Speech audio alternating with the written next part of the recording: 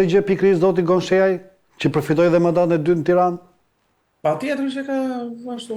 Si të i vetit, si të i dyti. Po do të thënë një nga strategjitë e zotit Agron Shejaj përveç se përqendrimit të strukturave të partisë në një zonë të caktuar, edhe ose në një çak të caktuar, në mënyrë që mos kishte firo, ka qenë edhe një skem tjetër e cila i ka ditur ku ka përçarje më të madhe midis vetë kandidatëve të listës të hapur, ose një luftë le të themi. Midis Kjo është zgjuarësia, kjo është zgjuarësia kur ndron një ekip. I ke një ekip futbolli, o Marsi. Po. I ke dy lojtarë që t'janë zënë me njëri tjetrin se kanë pak kënaqësi. Ç'a do bësh si Lopez për shembull me këtë tjetër me Icardin. A kupton, nuk i futot me një ekip të Argentina se të prishin lojën ata. Më kupton, kështu që zgjuarësi kur di kush është ekipi, kush është ekipi, kush ka zënë apo kush nuk mund të funksionojë dhe të prishi gjithë strukturën e ekipit, sikurse është zgjuarësi apo strategji që të maksimalizosh numrin e mandateve në parlament. Jo tysh, kjo kishte kjo, pavarësisht se kjo gjë që thash unë tani, kryesisht kjo lloj lufte ka ekzistuar më shumë në Partinë Socialiste se në Partinë Demokratike. Po. Tani korrekt, sepse aty ka çfarë synosh le të themi, përveç për te mandatet. Konkurenca ishte më e madhe. Në këtë sens. Andri, mendon që edhe kjo kërkesa kaq e madhe për një mandat deputeti është edhe nga frika e spakut ose në një hetim të mundshëm në mënyrë që të gëzojnë paktën një imunitet, të jenë më të përgatitur, të kenë një mbrojtje ligjore në raport me njëri të zakonshëm, sepse nëpër mediat e prime time-eve me çka kanë pranë këto ditë është cilësuar në debatin që ka njerëz që nuk do lënë as mandatin e deputetit për të bërë ministër sepse kanë frikën e spakut, sepse mund të jesh ministër, të heqë nga ministër dhe ngel rrugëve. Ose kur të marron një mandat i caktuar, kurse ajo të garanton më shumë. Dhe merrni si shembull zotin Velia i zotin Meta, prandaj u ngritën zgup si thoshin sepse ishin pa mandat. Në moment që ti je pa mandat, spaku të merret zvarr dhe çon ke veni. Ta të dy janë ngritur zgupti se ka qenë një vullnet për të ngritur zgupti.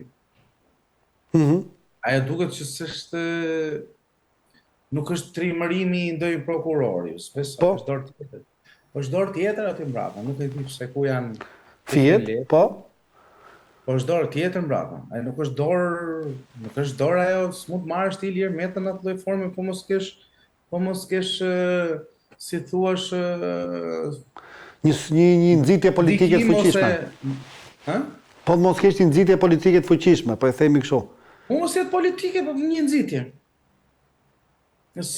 Nuk është vullnet personal i prokurorit. Po. Me thonë se gjithmonë ne kemi thënë prokurori, patjetër që prokurori ka fajt e tij se s'duhet bërë palë, por nuk është faj prokurori. Me fjalë, në atë pikturën, në atë ekspozen e famshme, nuk është vetëm zotëria aty. Duhet të jetë shumë tjerë mbrapa. Dhe unë nuk besoj, tani më duket se kanë hiqur atë pjesën që kur je ministër do të heqësh dorë nga mandati. Nuk është më përpara po, që Rama thoshte po ti. Flitet që duan ta rikthejnë prapë si formulë, prandaj. Është hedhur karta në tavolinë. Nuk kam për ta kthyer dhe po tha Rama që do shkosh ministër, do shkosh se pyet njëri. Më kupton çfarë do të them.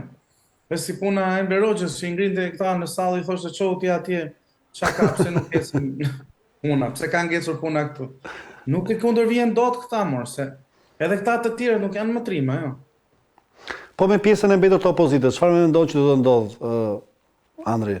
Pra do kemi një organizim të tyre, do vazhdoj kjo luftë midis tyre. Ne shikojmë që zoti Arlind Qori nga njëra anë deklaron që bëni me lëvizjen bashkë ta bëjmë natën ditë. Zoti Shehja nga ana tjetër bën thirrje për krijimin e një fryme të re në brenda të djathtas shqiptare me një ideologji të qartë edhe me një lëvizje elitare ku ai është i hapur ndaj elitave të reja ose prureve të reja politike. Nga ana tjetër kemi zotin Lapa i cili pretendoi të bënte Shqipërinë, po me zor bëri partinë vet me një mandat. Dhe kemi dhe zotin Basha dhe Ali Beaj të cilët Lapa e gomisti.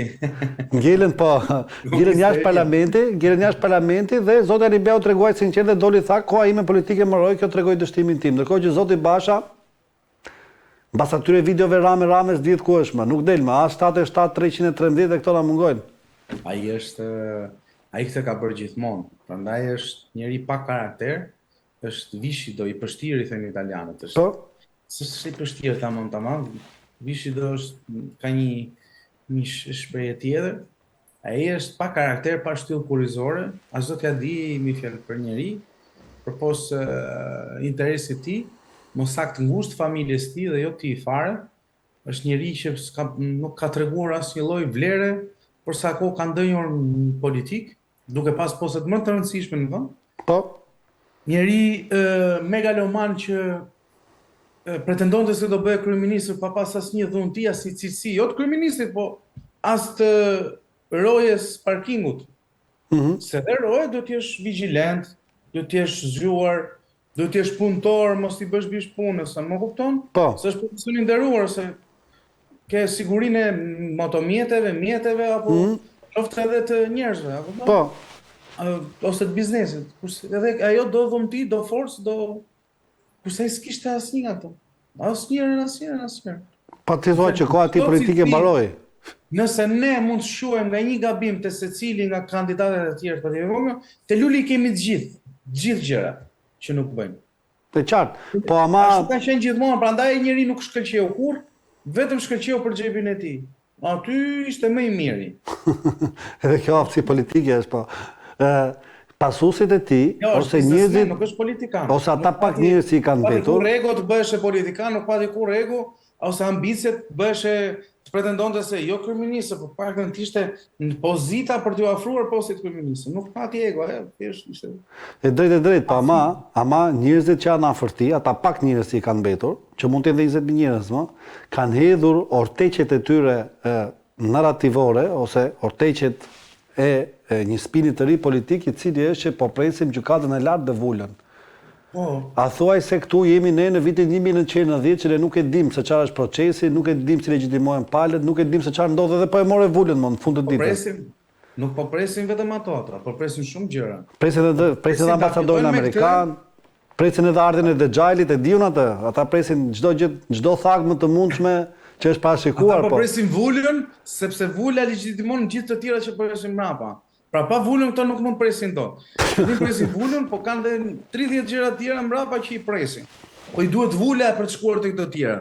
Dhe kur shkojnë te këto 30 të tjera, do kanë kaluar edhe një 35 vite të tjera dhe do jemi në vitin 2060 edhe nuk kemi bërë asnjë gjë këtë vend. Po partitë e tjera si shikon? Pra zoti Basha vdiq politikisht aty. Po. Ka kohë që ka vdek mua. Ka kohë, unë kam thënë ka kohë që ka vdek, që unë PD ka vdek. Shka, maroj, unë i kam qëndruar, unë vesh në bëhabi, e di pse, unë e besoj këtë gjë dhe po ta them ja, edhe pse ti përgjigjëm pyetjes tënde, që njerëzit kur janë brenda si është. Njerëzit kur janë brenda Pre kështu është, kreko, flok lëpira, i veshur, i parfumuar. I kurosur. Astar. Në besoj se njerëzit kur janë brenda një partie subjekti partijak, duke dëgjuar dëgjon lulin, dëgjon gazin, dëgjon këtë ovacion, kemi kaq duke, fillon dhe të besosh se edhe mirë. Për të rritur entuziazm. Dhe kjo është ajo magjia që bën këta ose hipnoza kryesisht janë prestigjator për të bindur elektoratin se edhe i duhet që të jetë optimist përpara para zgjedhjeve vendore apo qendrore qofshin këto, s'ka rëndësi. Kështu që në këtë kontekst edhe gënjen. Por më mbrapa kur ti përfundon gara dhe kupton se këta janë tallur me ty, do të fillosh dhe të arsyetosh. Kurse këta janë ca njerëz që nuk e sensin e arsyes, nuk e fusin kurrë në punë. Thot ai ashtu, ecin përpara me atë, dështim pas dështimi nuk ka rëndësi. Pra zvarritja, konsumimi dhe gjithë çfarë të këqiash të sjell një atashim midis një lideri të pasuksesshëm, jo vetëm pasuksesshëm, por edhe të pa vullnet ose pa ambicie për të arritur ato që ky tjetri po pretendon. Tani këta nuk përgjigjen kurrë as për mashtrimet, po thonë është mashtruese ai njeriu, kaq distanco. Po të flasim për lidhje të tjera, tani po ta them që më premtues deri tani të paktën jo për shkak të votave, po për shkak të karakteristikat është zoti Konshej. Ta them sinqerisht. Po, ma thoj pse mendon kështu. Ka partitë e reja, Po premtuesi për shkak të votave dhe të mbështetjes është Adriatik Lapaj dhe Endri Shabani. Se janë koalicion, nuk e di se si do dalin më mbrapa, por besoj se do i qëndrojë koalicioni, sepse ata janë dhe miqtë vjetër ndoshta dhe betejat politike Ka nisur ndoshta më përpara, shumë më përpara. Faktor tjetër është zoti Qori, po unë të thash, ata janë shumë radikal. Nëse në koncept, nuk kemi koncepte si Gjermania, që po na vinë, si thuash, emigrant këtu dhe po hyp me atë ndjenjën e patriotizmit se po na prishin vendin, duhet ndalojmë emigracionin, nuk duhet japim letrat pasaportën shqiptare, nuk kemi këto kondita që të fillojmë të urrejmë një popull tjetër se po na zapton vendin tonë dhe po na shkatron mjedisin ku jetojmë. Qartë. Arlind Gjori në kontekstin e një vendi si Gjermania apo ku dëgjon, Greqia apo tjetër, se di, ndoshta Italia, Anglia, vende Franca që janë ndoshta më të zhvilluara se ne, mund të funksionojnë. Kurse në Shqipëri besoj kjo lloj ideologjie, kjo lloj veprimtarie, me fjalë unë besoj se nuk do ketë një boom në elektorat. Kështu që besoj edhe shoh më shumë nëse Arlind Qori në zgjedhjet e ardhshme pretendon për mandatin e dytë, unë besoj se zoti Lapaj dhe Agron Shehaj, nëse ruajnë të persistencë, nëse ruajnë të veprimeve tyre politike, nëse ruajnë këtë lloj aktiviteti politik dhe pa u bërë pis me grupe të tjera të interesit të partive politike, besoj se do ecin nëse kanë një mandat apo dy mandate si zoti Shehaj që ja marrin kjo për mua pak rëndësi ka, unë i quaj sukses. Besoj se në zgjedhjet e ardhshme fani, pas 4 vitesh pretendojnë për mandatin e 4 dhe 5.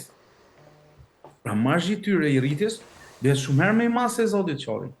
Dhe në këtë kontekst besoj se që dhe zoti Qori që do na e bënte natën ditë, si ato premtimet e Bashës që do fitoj drita kundër errësirës, besoj se duhet ndroj strategji pak, jo mbi karta që ai ka zgjedhur të luftoj korrupsionin, profesionet e lira për shembull, apo papunësinë, apo ku dëgjon gjithë problematikat e arsimit, nuk e di se kush janë.